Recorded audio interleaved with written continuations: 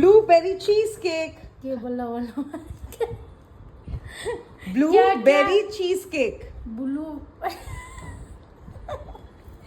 नहीं हो रहा हमसे, हमको बोलना नहीं आ रहा है।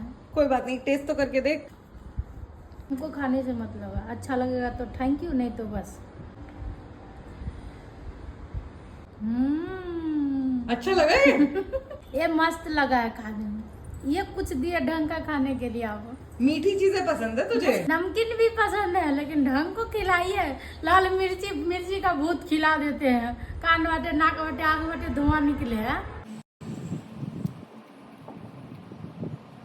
मस्त खिलाए हैं आज, दिल भर गया आज। तो ले अब मैं चंपी कर दे। अच्छा समझ में आ रहा था मेरे को थोड़ा थोड़ा, क्यों आज अच्छा खिला रहे हैं हमको। घूस में है ये, खाइए ये तेल लगाइए।